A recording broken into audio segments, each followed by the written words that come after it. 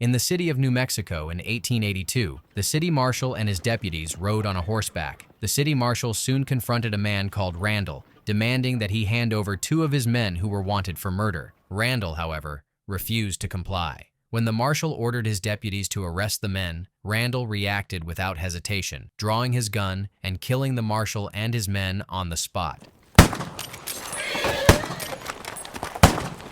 Far from this chaos, two longtime partners, Virgil Cole and Everett Hitch, were making their way across the western frontier. The pair worked as lawmen for hire, bringing order to towns that had fallen into lawlessness. Virgil, a skilled and fearless gunfighter, had built a reputation for his calm precision in dangerous situations. Everett, a former West Point graduate, had once served in the military, but left in search of a life with more meaning and less constraint. The two men became close years earlier, after Everett stood by Virgil during a deadly gunfight, saving his life. Since that day, they had remained together, traveling from one troubled town to another, offering their guns and sense of justice to those who needed it most. We've been keeping the peace together for the last dozen years or so. Their next job brought Virgil Cole and Everett Hitch to the small town of Appaloosa. When they arrived, they met with the town leaders, who explained that their town had fallen under the control of a powerful rancher named Randall Bragg. Randall and his men had taken over the area, intimidating the townspeople and doing whatever they pleased without fear of punishment. Bragg and his men have got us all running scared. The leaders told them that the town's sheriff and two deputies had once tried to arrest two of Randall's cowhands for murder, but Randall himself intervened and killed all three lawmen. Since then, no one in the town had dared to stand up to him. We want our town back, and we are ready to pay your price. The town leaders pleaded with Virgil and Everett to take the job and bring back law and order. Virgil agreed, but only on one condition. The town leaders had to accept the laws that he made and follow his authority without question. The leaders hesitated, arguing that this meant they would be giving up control of the town. It means you'd be running the town. It does. We can't have that. While they were still debating, a woman named Tilda came in and reported that a saloon was under attack by Randall's men. With the situation growing worse, the town leaders had no other choice and finally agreed to Virgil's terms, signing his written agreement. Sign the damn thing, Abner, so these men can do what they came here to do. Virgil and Everett immediately went to the saloon, where they found Randall's men drunk and making a mess of the place. The two lawmen confronted them, warning that they either stop what they were doing or be jailed. The outlaws refused to listen and said they did not recognize Virgil as the new city marshal. Virgil gave them a final warning that if they reached for their guns, he would shoot. When they ignored him, both Virgil and Everett drew their weapons and fired, killing them instantly. Give me your gun. The next day, Randall Bragg rode into town with his entire gang. One of the town leaders saw them coming and hurried to warn Virgil and Everett at the saloon. Soon after, Randall and his men entered and introduced themselves. Virgil told him directly that he was now the city marshal and that he believed Randall had a part in the murder of the previous marshal. Randall tried to talk his way around the issue, but Virgil refused to negotiate, saying that his men would either follow the new laws or end up locked up or dead. The meeting ended in silence, and before leaving, Virgil made it clear that from that moment on, no man was allowed to carry a weapon within the town limits. To carry guns inside town limits, so next time I'm going to have to disarm you, lock you up for a bit. Soon after, a woman named Allison French arrived in Appaloosa. Everett was the first to notice her when she stepped off the train, carrying herself with quiet confidence. Curious, he followed her at a distance until she entered a cafe where Virgil happened to be eating. Allison politely asked if they could recommend a clean but affordable hotel in town. Virgil told her that she could stay at the same hotel where he and Everett were lodging, assuring her that it was comfortable and safe. He then asked Everett to help her get settled. Everett here will escort you down to the hotel to help you get settled. Be my pleasure. When Everett returned later, he told Virgil that Allison had been asking about him. This immediately caught Virgil's attention, and he began questioning Everett about what they talked about. Everett said that she had asked if Virgil was married, and he had replied that he didn't know. Virgil became annoyed at the response, but Everett calmly reminded him that Allison would probably ask him herself, so he might as well have his own answer ready. Everett also mentioned that she preferred to be called Allie. Virgil then admitted that he was interested in her. Both men found her charming, but Everett, seeing how serious Virgil's interest was, quietly stepped aside and decided not to pursue her. I'm exclusively interesting. What do you think about the man on the ridge? Later, Virgil and Everett noticed several riders watching the town from a hill nearby. Sensing trouble, they decided to investigate. When they reached the ridge, the atmosphere grew tense. The riders claimed that Virgil's authority didn't extend to that area and that they weren't breaking any laws. Virgil stood firm, telling them that Appaloosa and the surrounding land were now under his law. To make his point clear, he struck one of the riders across the face with his pistol, sending a warning that Bragg's influence no longer ruled the town. Mr. Bragg can commiserate each other. Wanting to help Allie settle in, Virgil arranged for her to work at the local hotel, where she could play the piano in exchange for her lodging. That night, she performed beautifully while Virgil and Everett sat nearby, quietly discussing Bragg and his men over drinks. When she finished playing, Allie joined them at their table and started a conversation. She asked Virgil about his work, suggesting that their job required them to kill for a living. Virgil corrected her, explaining that they were lawmen who only killed when it was necessary to enforce justice. After a pause, she asked if he had any woman in his life. Virgil replied that he had in the past, but not anymore.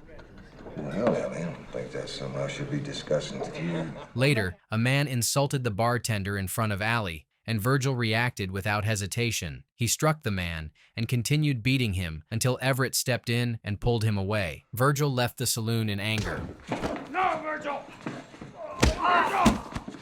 The next day, one of the town leaders approached Everett, questioning why Virgil was going around beating people in town. Everett calmly explained that Virgil always had his reasons and was not the kind of man to show regret for his actions. He told the leader that if the town wanted Virgil's protection, they had to accept both his strengths and his flaws. Later, when Everett returned to their office, he saw Virgil and Allie kissing through the window from a distance. Some time passed. During breakfast at the hotel, Virgil joined Everett in an unusually cheerful mood, hinting that his relationship with Allie had grown closer. Moments later, Allie joined them at the table. She happily told Everett that she and Virgil were planning to buy a house in town so they could live together. Everett was caught off guard by the news but congratulated them politely.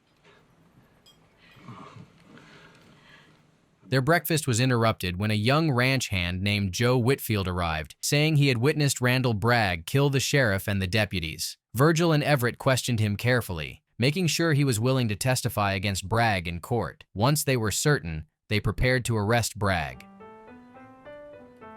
I do.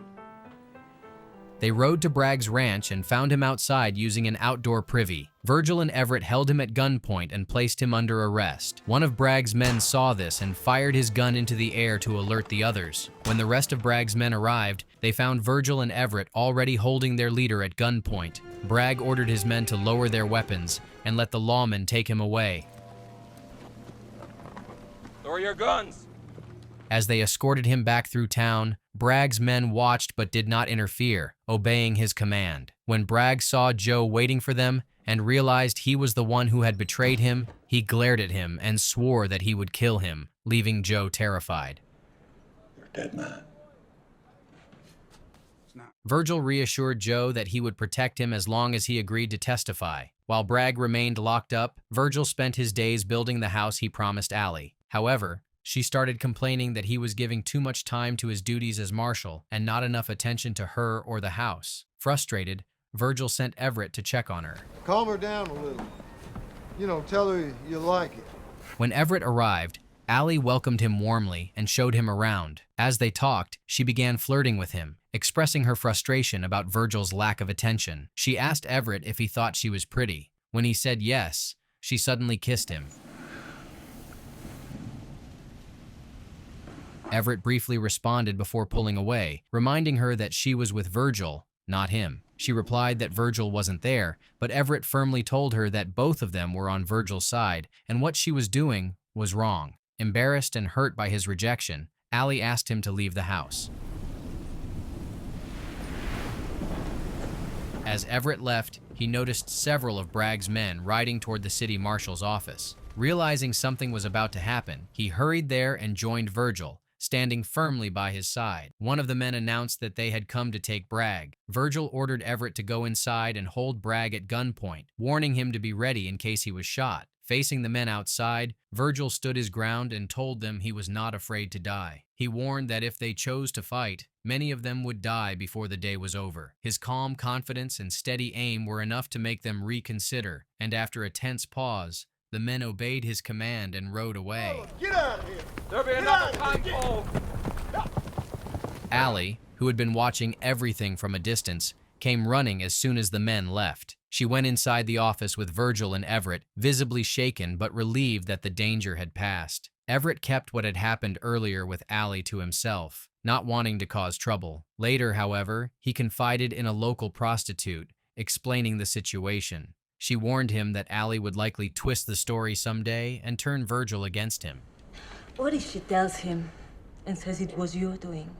Not long after, 2 lawmen arrived in Appaloosa with a judge. They offered to help guard Bragg until the trial, and Virgil accepted their assistance. With Joe Whitfield prepared to testify as a witness, everything seemed ready. Might just take you boys up on that. Soon after, a pair of well-known hired gunmen, the Shelton brothers, rode into town. They were dangerous men who took any job, whether lawful or criminal. Virgil recognized them immediately, but stayed composed. He made it clear to them that he was the law in Appaloosa and would not tolerate any trouble. The brothers, knowing his reputation as well, kept their distance and watched quietly. You know the rules. As things appeared to settle down, Virgil took Allie on a calm carriage ride outside town for a small picnic. When the day of Bragg's trial arrived, Joe Whitfield gave a detailed account of what he had seen, describing how Bragg killed the sheriff and the deputies. Bragg grew angry and tried to defend himself, while his men testified in his favor, claiming they knew nothing about what Joe was saying. The judge then quietly advised Joe to get on his horse and ride out of town while he still could. Understanding the danger, Joe didn't hesitate and left immediately. Have allowed Mr. Cole to take over their town. When Bragg took the stand, he accused Virgil of setting him up and claimed Joe was lying to make him look guilty. Despite his confident manner and smooth words, the judge was not convinced. In the end, Bragg was found guilty and sentenced to hang in another city. Court's adjourned. During Bragg's transfer by train, everything went smoothly at first. The guards kept a close eye on him, and Virgil seemed confident that nothing could go wrong. However, when the train stopped to refill its water supply, trouble arrived. The Shelton brothers suddenly appeared beneath the tracks, holding Allie hostage. They demanded Bragg's release, threatening to kill her if Virgil refused. Come on out of here, or she gets killed. I got you in my sights. Faced with an impossible choice, Virgil hesitated, torn between his duty as a lawman and his feelings for Allie. In the end, he gave in and ordered Bragg's release to save her life. The brothers promised that they would let Allie go once the train started moving again. But as soon as they had Bragg, they rode off with both him and Allie, leaving Virgil standing helpless and furious. Humiliated but determined to make things right, he set off after them on foot, while Everett stayed behind to return to town by train and bring back horses. You stray off the wash, leave me a sign. After a long and exhausting day, the 2 lawmen reunited and began tracking the fugitives across the harsh landscape. Everett asked Virgil how he was holding up. Virgil, trying to stay strong, simply replied that he was fine and reminded Everett that showing feelings was a good way to get yourself killed. You got feelings about Allie, don't you? The next morning, they spotted the group camped near a river. At the same time, a band of native warriors began approaching the area, clearly preparing for an ambush. Virgil and Everett rushed closer to try to reach Allie before violence broke out. To their shock, they found her bathing naked in the river, laughing and playing with one of the Shelton brothers. The sight cut deep into Virgil's pride, but there was no time for reaction as the warriors closed in. What is it?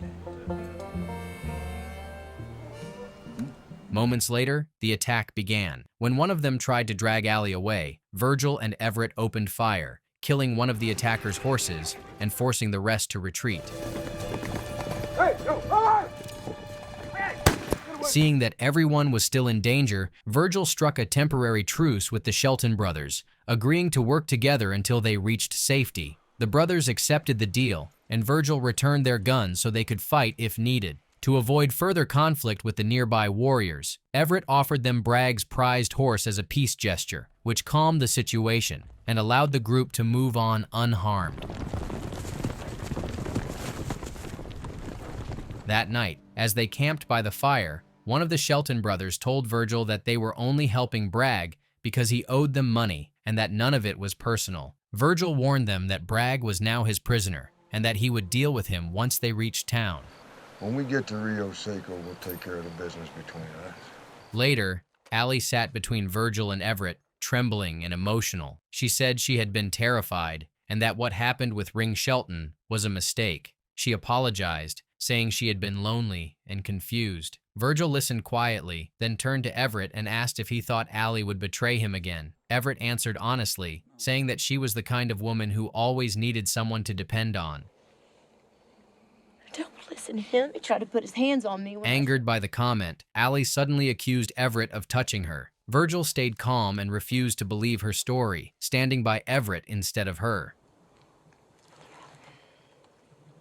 They later arrive in a small, quiet town where Virgil and the Shelton brothers prepare for their inevitable showdown. Before the fight begins, Virgil opens up to Everett, speaking softly but firmly about his feelings for Allie. He admits that despite everything, he genuinely enjoys being around her. He describes her as full of warmth and charm, a woman who lights up any room she walks into. Yet, with a heavy heart, he confesses that she is not the kind of woman meant for a steady home or a quiet life. Everett listens carefully and reflects on Allie's nature. He tells Virgil that she isn't truly immoral or heartless, only drawn to strength and authority. Her affection seems to drift naturally toward whoever holds power at the moment. Virgil admits that none of it changes how he feels about her. He still loves her deeply and intends to stay by her side. Get past this ring business. Might not be the last time for that. A short while later, Allie appears. She looks frightened and uncertain, her voice trembling as she asks how the two men can walk so calmly toward death. Both Virgil and Everett try to comfort her, explaining that danger has always been a part of their lives. Allie confesses that her greatest fear is losing everything she has. Virgil assures her that as long as she needs him, he will be there to protect her. For how long? For as long as you need. When the time comes, Virgil and Everett make their way to the stockyards. Upon arriving, they discover a cruel betrayal. The town marshal, whom they had trusted to keep Bragg under arrest, is actually related to the Shelton brothers. It's a trap. Bragg, the brothers, and the marshal surround them, turning what was supposed to be a fair fight into a desperate 4-against-2 ambush.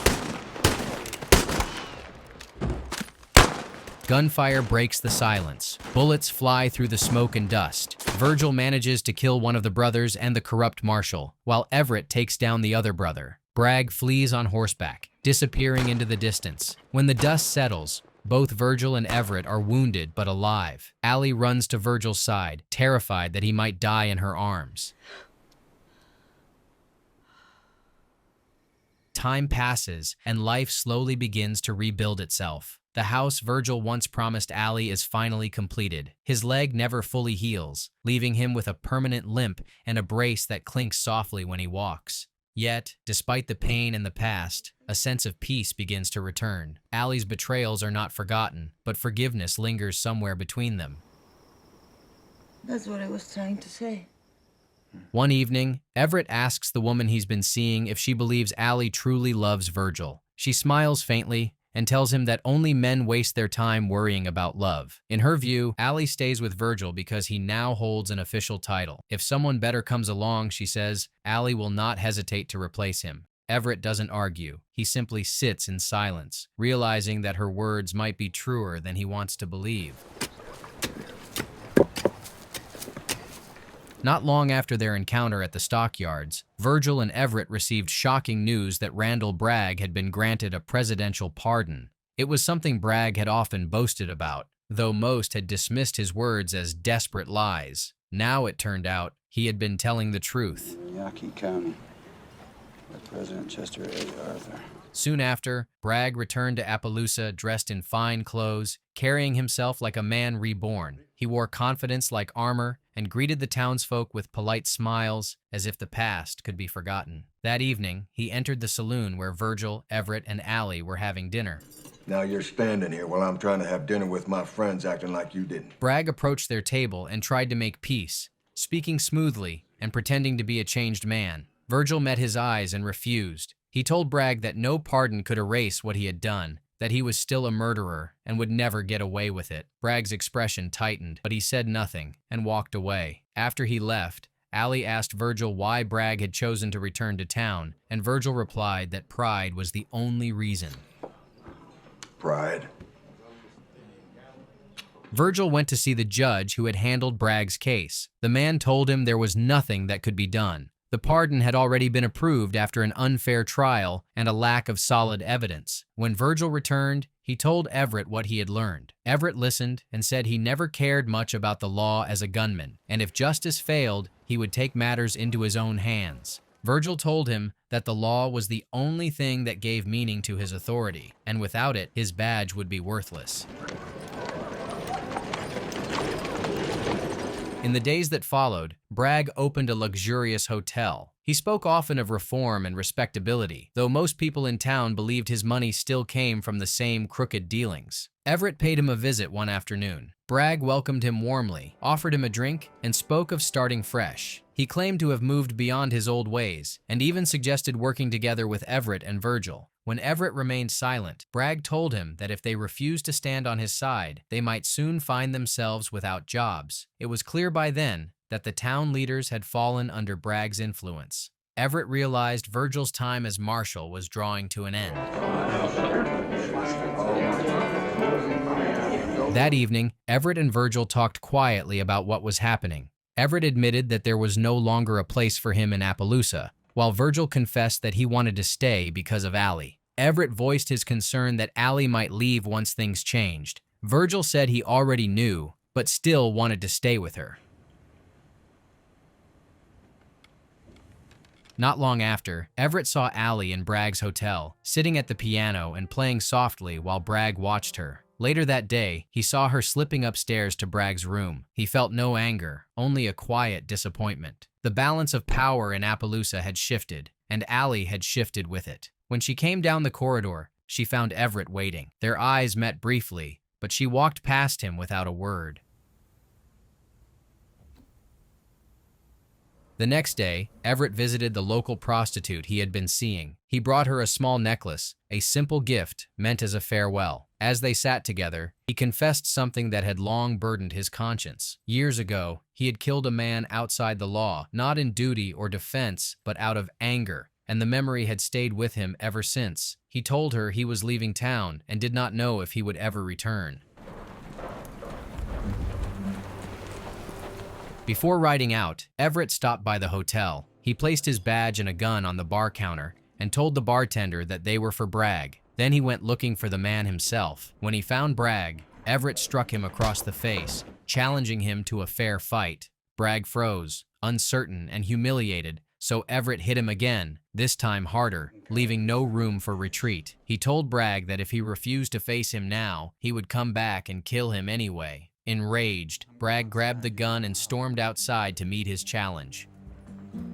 You think you can pull on me without your friend Cole to back you up? Virgil arrived at the scene and saw Everett standing in the street, ready for the duel. He stepped forward, trying to stop it, but Everett looked at him calmly and asked him to step aside. He told Virgil that he had never asked him for anything before and was asking for this one favor now. Understanding his friend's resolve, Virgil stepped back without another word. The standoff ended almost as soon as it began. Bragg reached for his gun, but Everett was faster. One shot rang out, and Bragg fell dead in the dust. Everett quietly reloaded his pistol, and without a glance behind him, mounted his horse. As he rode out of Appaloosa, Everett thought about what he had done. By killing Bragg, he had freed Virgil from a fight that could have cost him his badge and perhaps his life. He had given his friend a chance to continue his work as a lawman and left room for Virgil and Allie to make peace with one another. The town faded behind him as he rode toward the horizon, searching once again for purpose and a place where he might finally belong. I headed straight into the setting sun and rode west at an easy pace.